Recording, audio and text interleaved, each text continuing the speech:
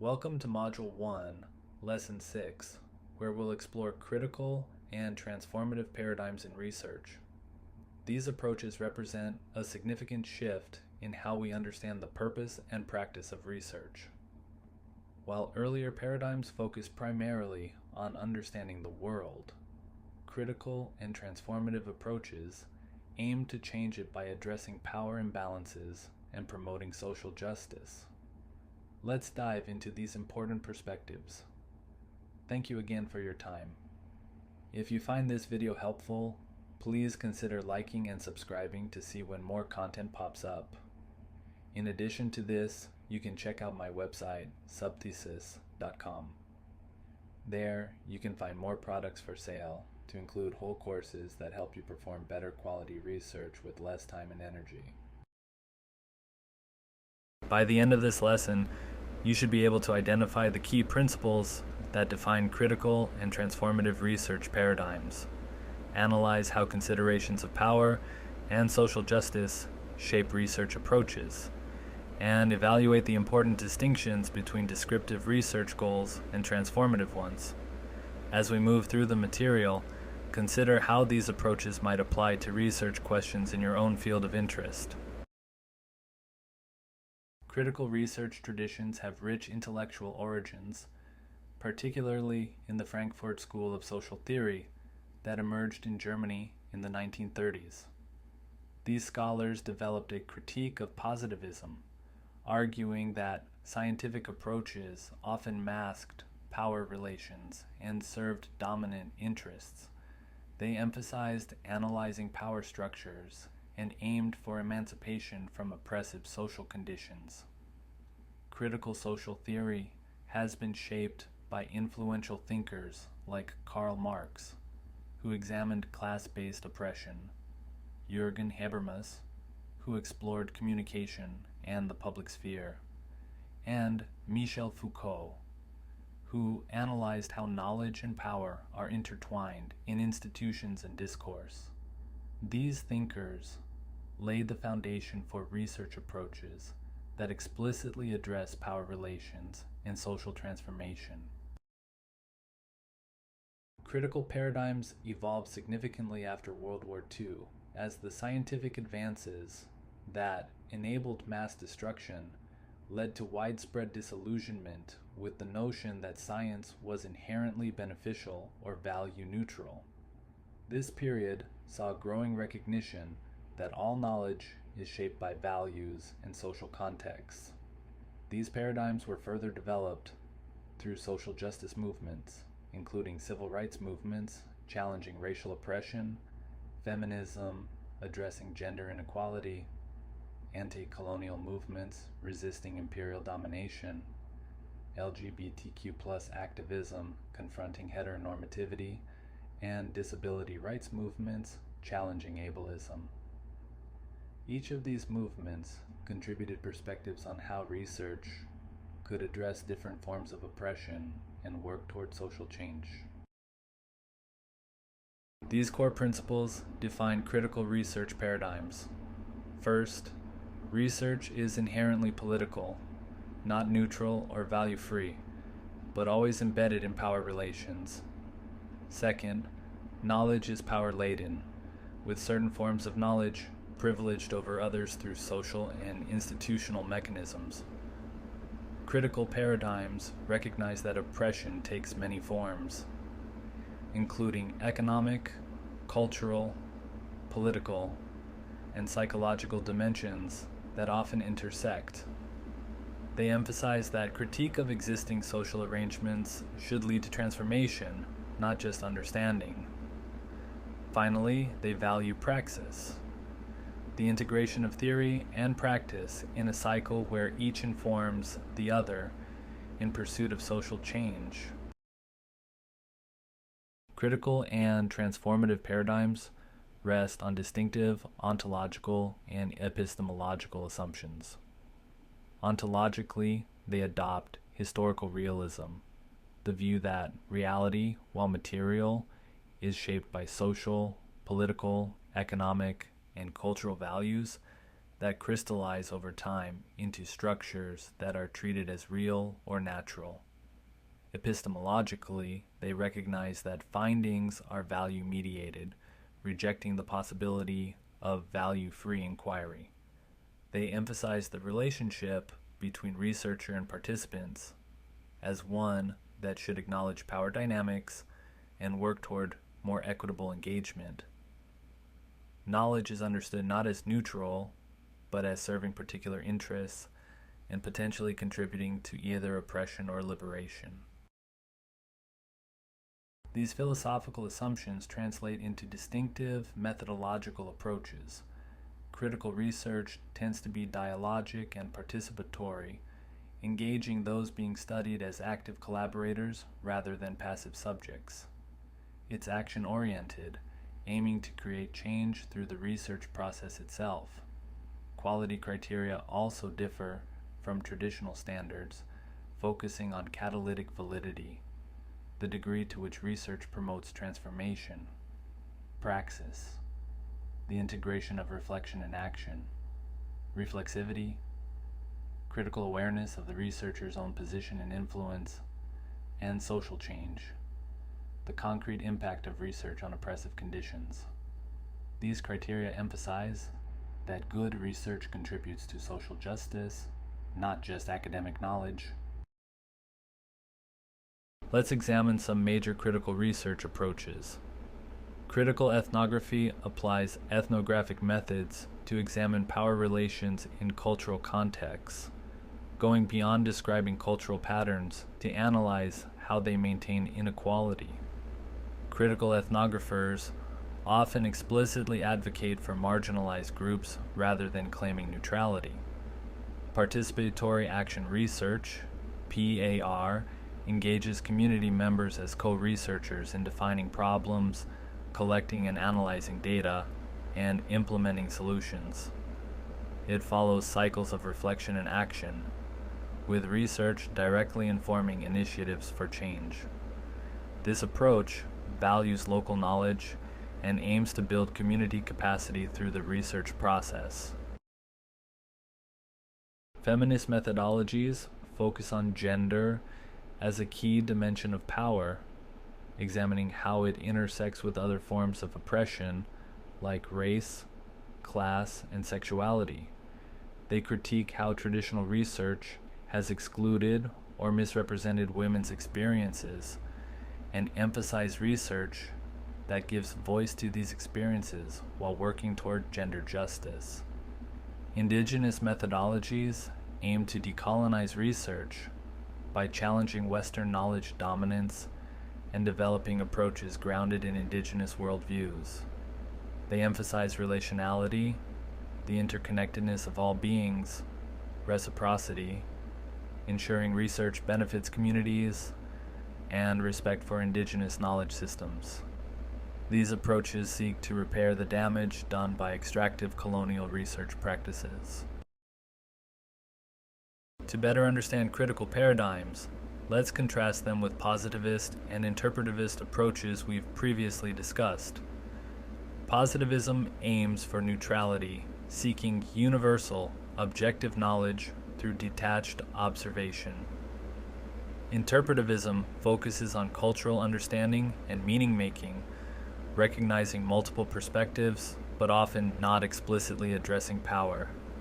Critical paradigms, by contrast, are explicitly transformative and political, centering power analysis and seeking not just to understand, but to change oppressive conditions. While interpretivism values multiple perspectives, critical approaches specifically elevate marginalized viewpoints and work toward more equitable social arrangements. Critical research foregrounds ethical and political dimensions that other approaches might minimize. It directly addresses power imbalances between researchers and participants, working toward more equitable relationships. It carefully considers representation, how findings portray communities, and whether they reinforce or challenge stereotypes. Issues of ownership, who controls research data and products, are explicitly addressed. Action is considered an ethical imperative, not just an option. Accountability to communities being studied is prioritized over academic audiences. And researcher positionality, how one's own social location shapes the research, is critically examined rather than ignored.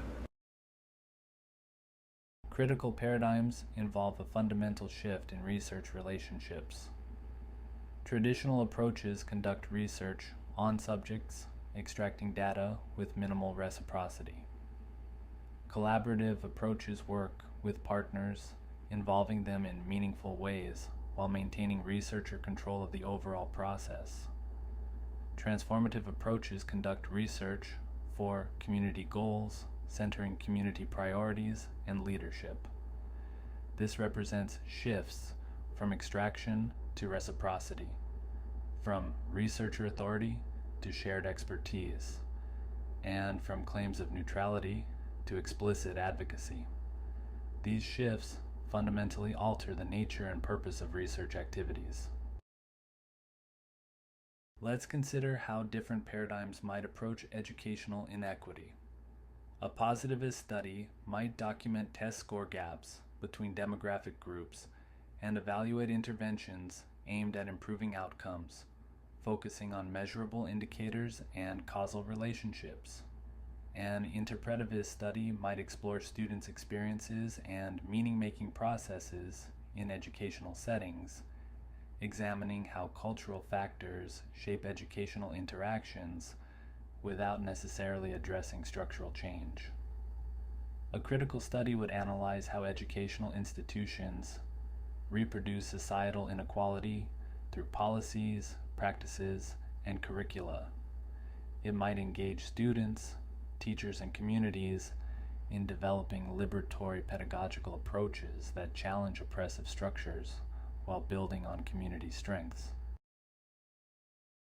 In health research, a positivist approach might document health disparities between populations and test interventions to improve outcomes for disadvantaged groups, focusing on measurable biomedical indicators. An interpretivist approach might explore how different cultural groups experience health, illness, and healthcare, examining meaning-making without necessarily addressing structural change. A critical approach would analyze how healthcare systems and broader social structures create and maintain health inequities. It might engage communities in identifying health priorities and developing community-based initiatives to promote health justice, addressing both immediate needs and underlying causes. Critical research draws on various theoretical frameworks. Critical race theory examines how racism is embedded in institutions and systems, not just individual prejudice. It values experiential knowledge from those facing racism and uses counter-storytelling to challenge dominant narratives. It emphasizes interest convergence, the idea that racial progress occurs when it aligns with dominant group interests. Queer theory challenges binaries of gender and sexuality, examining how normative categories are socially constructed and maintained. It studies how individuals resist and subvert these categories, creating alternative ways of being. This framework has informed research on identity, representation, and institutional heteronormativity. Disability studies challenges medical models that locate disability in individual bodies, instead advancing a social model that sees disability as created by environmental barriers and ableist attitudes. It examines how ableism intersects with other forms of oppression and promotes research that advances disability justice. Post-colonial theory analyzes the ongoing effects of colonialism on knowledge, culture, and society. It challenges Western knowledge dominance and examines how colonial perspectives continue to shape research. It promotes decolonizing methodologies that center indigenous and global South perspectives while working toward epistemic justice. These theoretical frameworks inform various methodological approaches. Participatory methods engage communities in all research phases. Action research integrates inquiry with intervention. Discourse analysis examines how language reflects and reinforces power relations. Specific methods include testimonial, first-person narratives of oppression and resistance, photo voice, where participants document their realities through photography, digital storytelling, creating multimedia narratives about community experiences, and community mapping, collective visualization of local resources and challenges. These methods aim to create knowledge that is accessible, relevant, and useful for marginalized communities. Critical approaches offer different strengths. They address real problems that affect people's lives rather than abstract academic questions. They center marginalized voices that have been excluded from traditional research. They make values explicit rather than disguising them as neutrality. They link theory with practice, ensuring research has tangible benefits. They question taken for granted norms and assumptions that maintain inequality.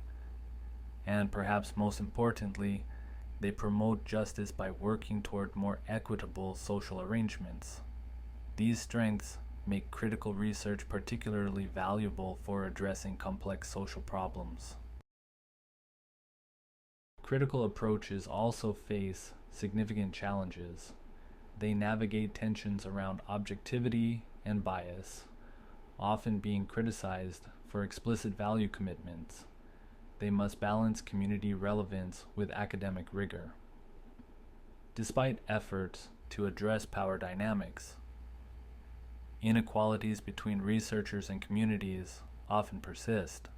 The transformative potential of research is limited by broader structural constraints. Institutional structures often resist critical approaches that challenge status quo arrangements, and ongoing innovation is needed to develop methods that effectively address complex forms of oppression. Navigating these challenges requires reflexivity and commitment to critical principles. Despite these challenges, critical approaches have found applications across diverse disciplines. In sociology, examining how social institutions reproduce inequality; in education, developing liberatory pedagogies; in public health, addressing social determinants of health; and in environmental studies, promoting environmental justice.